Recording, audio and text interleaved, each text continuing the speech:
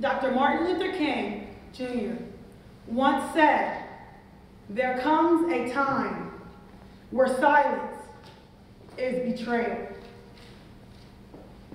There comes a time where silence is betrayal. I'm Dr. Brittany Hazzard. I am the board chair of Impact Delaware, and Impact has two programs, one focused on girls and one focused on boys. Our girls program, that is a strength-based mentoring program, is called Unique, and our strength-based program for our boys is called Man Up. As a servant leader, one thing we all know very well is that silence and mentoring, or silence and relationship, cannot coexist. So what does that mean for boys that look like me?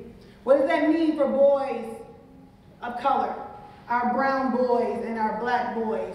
What does that mean?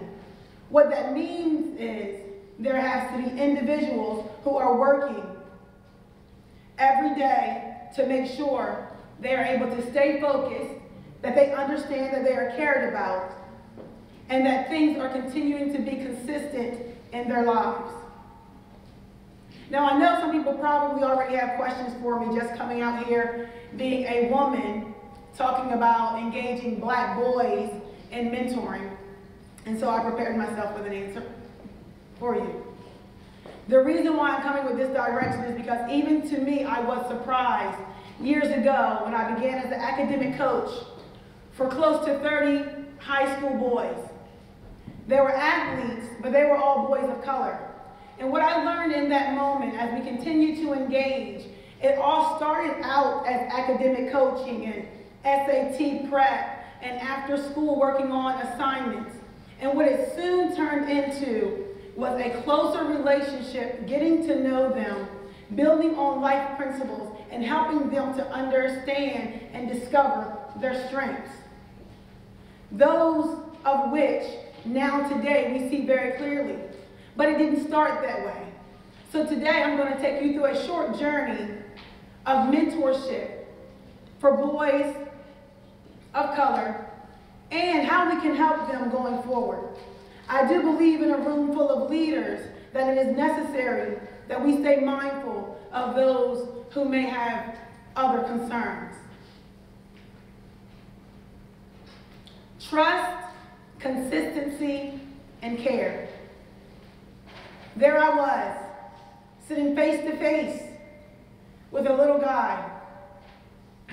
And though initially he smiled back at me, I could see his hands clenching his seat. In that moment, I could say to him, "Let's get to work. Let's stay focused. Let's talk about your goals." Or I could acknowledge his affect. I could connect with his emotion. I could try to understand. And those of us who are leaders, we know, Stephen Covey, Dr. Covey has said in Habit 5, we are to seek first to understand, then to be understood. So as I serve as a mentor and a servant leader, that is the one thing that I will always keep in mind every day. And in that moment, it was my job, it shifted from supporting him academically to supporting him socially and emotionally. Being able to be versatile to do both consistently throughout a relationship takes a level of passion that I don't know that I can teach. But what I can say and that I'm certain of is that if you have it, those young boys will show you their strength. So there we were, face to face. And as we continued to talk, I was able to share with him what I observed. My background being in mental health therapy, I said to him, "I see that you seem tense. I don't know if you are, but you seem to be tense. I notice you grabbing the sides of your chair. Tell me what's happening." At that moment, like many boys of color will do, he says nothing. He puts his head down. Most of us would normally then say, look up at me when I'm talking to you. One of the main keys in building a relationship when it comes down to trust is being able to meet people where they are. There was nothing that he was doing in that moment that threatened me. So my level of respect for him allowed him to have his moment in that safe space. I was blown away when he looked up and I could see his eyes beginning to water. And I said, what's happening with you? Tell me what's coming up. Because we came here today to talk about your academics, and of course, they all like to talk about their athletic ability, but I see something changing for you. He went on to share how things at home were shifting for him. And he didn't know how to navigate it. And if I can put it in the words of a black or brown boy that I have met, it was simply, they're arguing every night. So I go to my room and the music that I listen to does not help. It is not loud enough to drown out the feeling that I have. Even when I'm not hearing it, it's the feeling that he was having that was affecting him. Me in the position that I was in, and one that I strive to be great, is to always let these young people know that they can trust me. In that moment when he was able to share a vulnerable part of his life with me, I knew that was the way that we were heading. However, although I knew that, and some may count that as success in a level of profession, when you begin to get your mentees or your clients to open up, that hurt me because he continued to say, what do I do when my sister is next door crying because she too is worried about mommy? And we love daddy, but he's not always here. And when he comes, it brings about such pain that I cannot describe. And at that moment, it was a time where silence was necessary. Sometimes we have to learn to sit with silence, to let people feel. And not just to let them feel, but the power behind feeling it with them changes the dynamic that is in the room. So we sat for a moment, and I said to him, can you do me a favor? Could you take your hands off of the side? Because that's tension, and it's not healthy tension. Do you mind putting your hands together or placing them on your lap? He was able to do that. And you want to know why that was important? It just showed me that he was still with me. He was still able to process with the things that I was saying with his current emotion of what occurred the night before. So what does this have to do with mentoring? I bring this up because most of the time we go into interactions with others always having a goal. But I'm here to share with you is our goals going in. As long as the outcome is successful, that means we reached it. Whether or not that day and that moment, he and I was able to talk about his grades, his classroom behavior, the inconsistencies between him and his peers. It didn't matter because what mattered was what was on his mind. And it was my job, it was my service to meet him where he was. So we sat and we talked through that time and we created a plan. As we know, planning is necessary. And when we were done with the plan, there were resources connected to this plan. And some of those resources included parent communication, building relationships with them. And that was what was critical. Most of the time when we see an individual, especially boys that are black and brown, a lot of times our mind jumps to the fact that they may not have anyone. The importance of mentorship is that even when home may be rough, if they have a solid mentor that changes everything. This can be an informal mentor or a formal mentor. But what that person does is they bring structure to what at one moment could be chaos, then it becomes structure. All because of your consistency. Consistency then breeds vulnerability. And no, that's not one of my main points, because you really have to be devoted to welcome someone's vulnerability. We have to be prepared for that. You have to be prepared for whatever they share, whatever they throw out. And it's up to them whether or not they trust you enough to become vulnerable. So here we are with care. Caring for someone, I want to just be very clear. Do not misconstrue care for affection. They are not two of the same. Care is one's ability to be devoted to that individual. Meaning that we are going to work together through these things because that is my role in your life.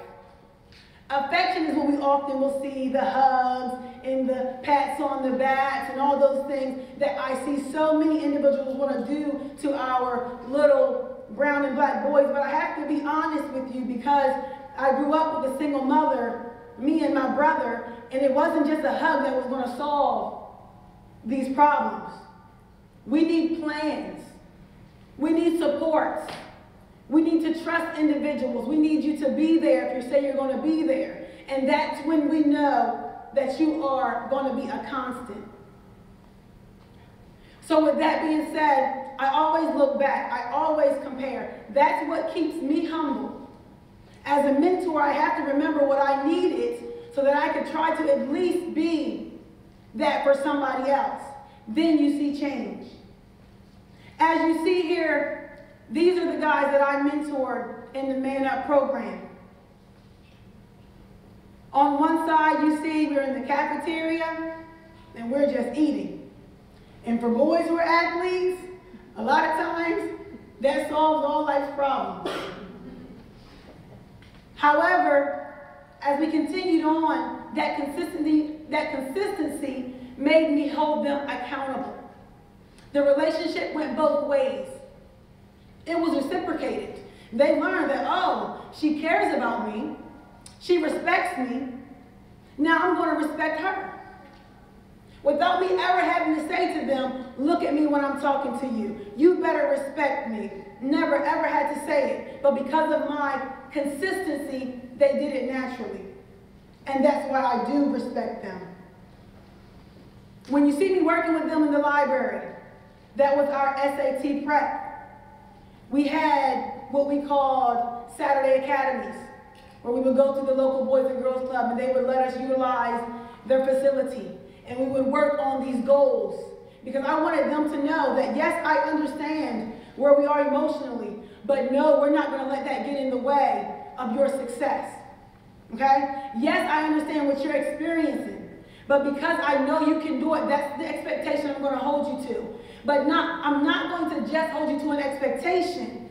Together, we are going to work at it and we are going to reach this together. So you see, when they graduated, that was my time to celebrate them. And then the picture with me with them, that's when I got to experience that success with them. So let's fast forward.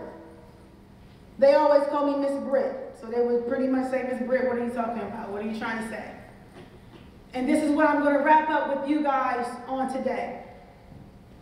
What I want you to understand is that the value for our brown and black boys seems to be very low based upon what they hear and see every day. That does not mean that is what we hold in our hearts.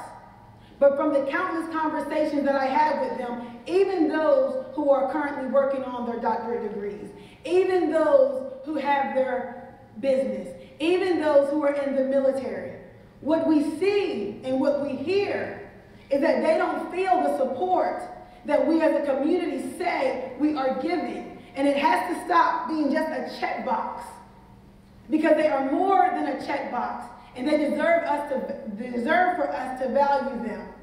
And that has always been my vow to them, is that I will value them. And so in my closing, trust, consistency, care, it takes you from being a young person who can't understand life, crying in front of your mentor, to being one who is preparing to graduate with your doctorate degree, beating the odds in spite of what everyone else said and in spite of what emotional downpours and experiences you had. So here I am.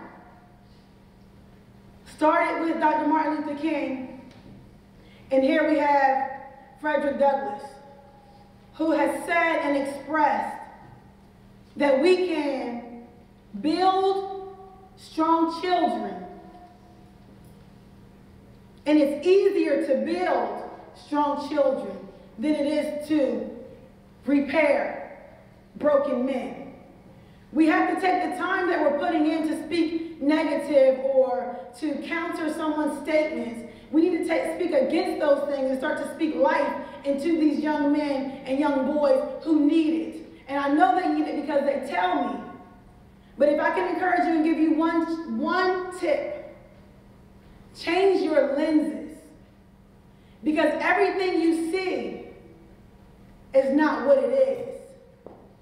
And behind that young guy who may be walking around with his head down and his jersey on, underneath all of that is a level of strength that is unsurmountable. And all it really takes is one person to say to them, I have faith in you. So as I say to them, and you see my little guy up here who is 2 years old, we have to know the way. We have to show the way so that they can go the way. I thank you all so much for your time. God bless you.